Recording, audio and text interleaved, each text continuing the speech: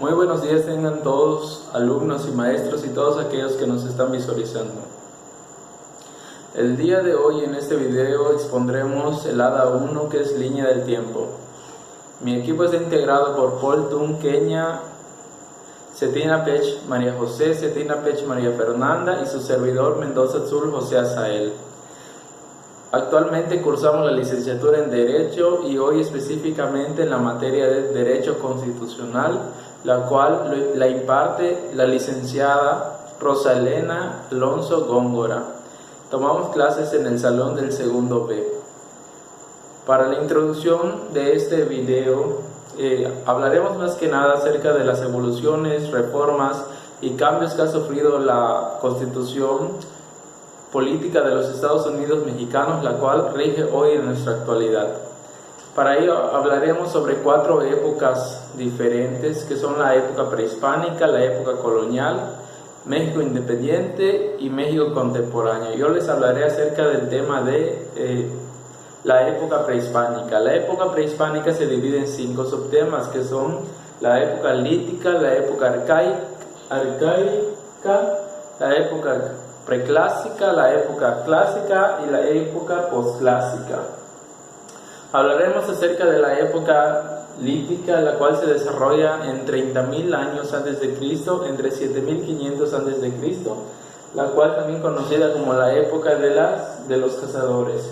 En esta parte de la época no existía un cierto tipo de normas la cual regía la conducta de los individuos, sino que ellos actuaban por naturaleza y por instinto cazador. Sin embargo, ellos consideraban como líder a una persona mayor, una persona de experiencia. En la parte de arcaica y preclásica, estos dos tienen muchas similitudes, ya que en esta parte fue donde se descubrió la agricultura, que fue en el año de 7.500 antes de Cristo, ya que antes los nómadas viajaban de lugar en lugar en busca de recursos, en busca de alimentos. Ya una vez descubierta la agricultura, se establecieron en un determinado lugar y por ende tuvieron pequeñas aldeas, como ya mencionamos, en determinados lugares. Y su fuente de ingreso principalmente era la agricultura y la pesca, y se establecían en ríos para cultivar sus alimentos. En la parte clásica y en la parte posclásica, en esta parte fue cuando surgen las culturas que son la olmeca, la chichimeca, la tolteca y aquí en Yucatán la maya. Surgen las culturas que son la olmeca, la chichimeca, la tolteca y aquí en Yucatán la maya. Pero si no fue hasta esta época que la organización maya se estableció como una cultura ya organizada y ya más, con una organización más compleja, más estructurada, en un orden jerárquico se establecieron las clases sociales, por ejemplo el jalachunik, los sacerdotes, los artesanos, los campesinos y por muy debajo los esclavos. Y en este ya había leyes, ya había no tan escritas, sino que había reglas para vivir dentro de esa cultura que era la maya. Una regla es que si te descubrieran en robo, te reducían a esclavo. Entonces, en esta parte fue donde ya se establecía y se respetaban las reglas que una determinada sociedad impusia a sus miembros.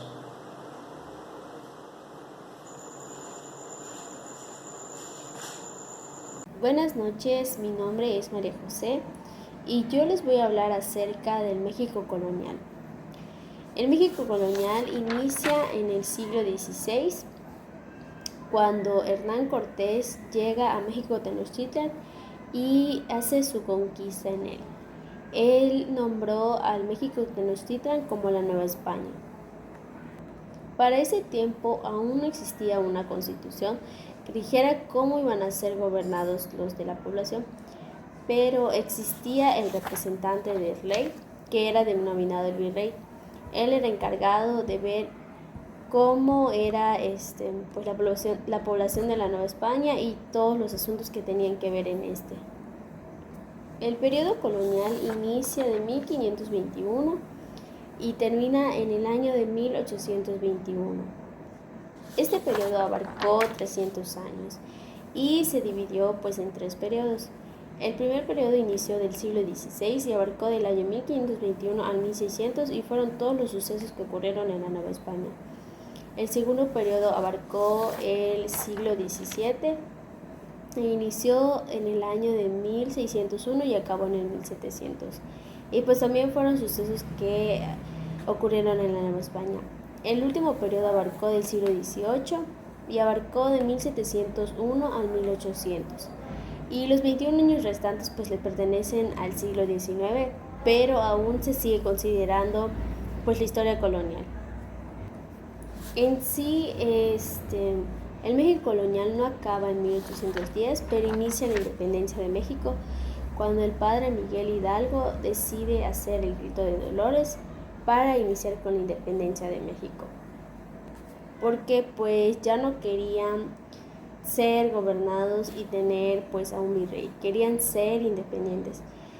Estos temas les corresponden a mis compañeros hablarles, que pues es el México independiente, pero en sí la época colonial acaba en 1821 y el México independiente será mencionado por mis compañeros. Son otros temas de los cuales ellos le hablarán. Y por mi parte termina en el México colonial y ya inicia el México independiente. Gracias por su atención y pues ya.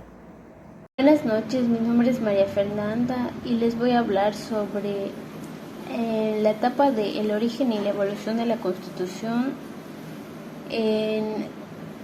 específicamente en el México independiente. El México independiente inicia durante el movimiento de independencia que abarca de 1810 hasta 1821. Se podría decir que el México independiente inicia del movimiento de independencia hasta 1940 aproximadamente, donde inicia el México contemporáneo. Fuera de esto, inicia con la primera constitución, que es la Constitución de Cádiz, o igual conocida como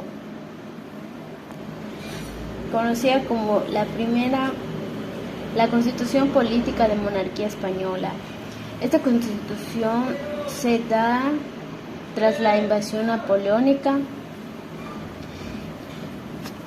cuando las cortes se reúnen y los indígenas ya estaban cansados de tanta tortura. Por eso en ella se establece la abolición de la tortura, la inviolabilidad del domicilio, también se establece la división de poderes y el federalismo. Después de la Constitución de Cádiz, en el orden cronológico tenemos a la Constitución de Apatzingán. Esta fue publicada el 22 de octubre de 1842 y fue promulgada por el Congreso de Anáhuac.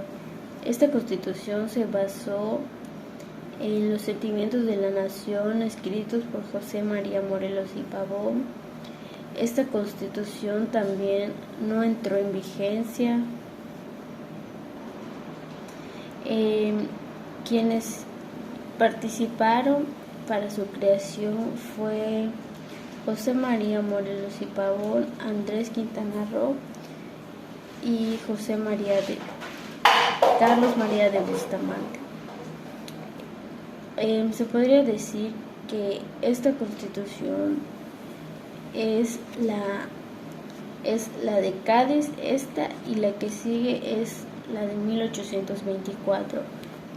También la Constitución de Apatzingán declaraba una América independiente, es decir, que ya llevamos 4 años de independencia y gracias a ella, le decían América Independiente porque era la que no reconocía a Fernando VII como, ¿cómo se puede decir? Como supremo, como gobernante.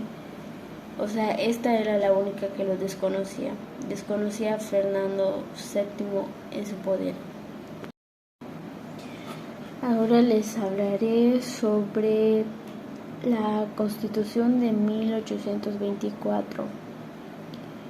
que si bien lo ubicamos en la línea del tiempo, sería primero en 1812 la Constitución de Cádiz, de 1812, después la de Apatzingán de 1814 y esta de 1824. Esta constitución surge tras haber concluido el movimiento de independencia. Recordemos que el movimiento de independencia termina en 1821. 3 años después, el 4 de octubre de 1824, se promulga la Constitución Federal de los Estados Unidos Mexicanos. De la Constitución de Apatzingán a la Constitución Federal de los Estados Unidos Mexicanos hay un cambio muy drástico entre tanto como el nombre como los artículos que se establecen.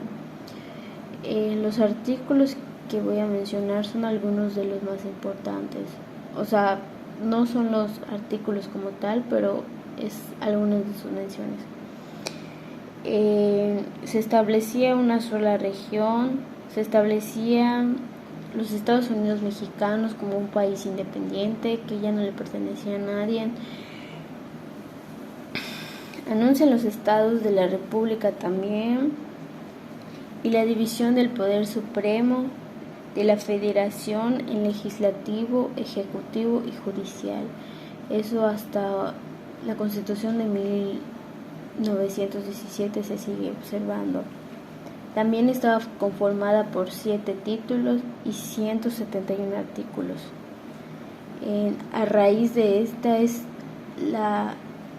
son tres constituciones que se conocen oficialmente. Las otras dos no son menos importantes, pero la de 1824 es una de las más importantes porque es la primera que nos declara como federación. Buenas noches, mi nombre es María José y yo les voy a hablar acerca de las 7 leyes constitucionales. Las 7 leyes constitucionales fueron promulgadas el 30 de diciembre de 1836. Fueron promulgadas por el presidente interino José Justo Corro. Antes de ser creadas las 7 leyes estaba la Constitución de 1824, lo cual la Constitución era federalista y lo que buscaban hacer con las 7 leyes era que se volviera pues centralista, y fue igual parte de esto Antonio López de Santa Anna. Antes de eso, en 1835, Valentín Gómez Farías creó unas reformas que descontentaron a varios sectores del gobierno, por lo cual fue cuando Antonio López de Santa Anna lo destituyó y puso a José Justo Corro, el cual estuvo involucrado también en este suceso de las 7 leyes. Las 7 leyes se fueron desarrollando en 3 acontecimientos. El primero fue en abril de 1835, luego en abril de 1836 y ya hasta diciembre de 1836 cuando fueron promulgadas. La primera ley nos hablaba de que los ciudadanos podían tener el derecho al voto. También en esa se crea el cuarto poder conservador y de igual forma la formación de los poderes del Congreso. En sí hablan de otros acontecimientos, las 7 leyes, pero pues la más relevante fue que se creó el cuarto poder conservador.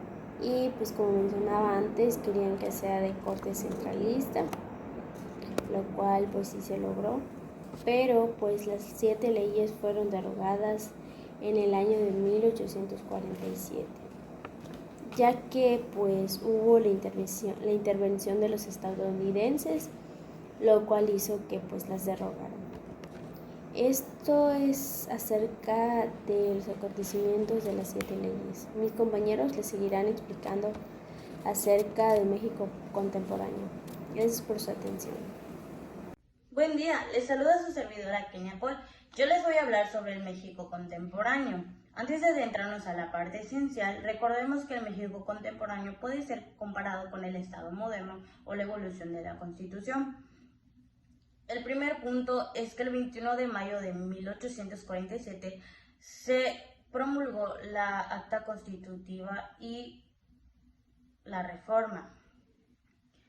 La Constitución de 1857 contó con 8 títulos y 120 artículos y fue federal democrática. Fue firmada el 5 de febrero por Ignacio Comonfort, que se denominó la Constitución Política de los Estados Unidos Mexicanos.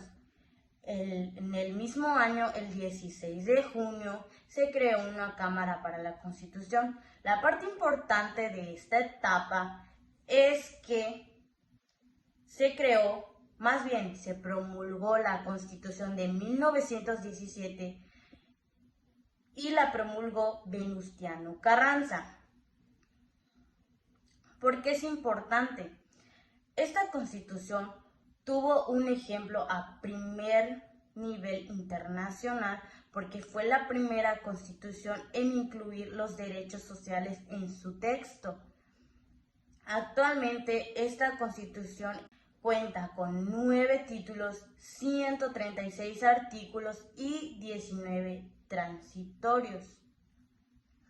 Lo más importante de todo este tema o de todo este proyecto es que, si nos damos cuenta, podemos observar cómo ha evolucionado nuestra Constitución y compararla a lo que era antiguamente a lo que estamos viviendo hoy en día. Antes teníamos menos derechos, había menos leyes, por lo tanto había menos democracia, y en la actualidad ya tenemos más libertad en el sentido de que ya tenemos algo que nos rija o que lleve la conducta de nosotros en la sociedad. También quiero recalcar que a pesar de que exista la Constitución, sigue existiendo la corrupción y sé que es imposible que se acabe de la noche a la mañana, pero lo importante de aquí es que con estas evoluciones se está reduciendo. Sin embargo, siempre va a haber personas que van a querer tomar el poder y todo. Y por eso considero que estos temas son importantes para estar actualizados y en algún momento podemos necesitar esta información importante y más para nosotros que queremos estudiar derecho o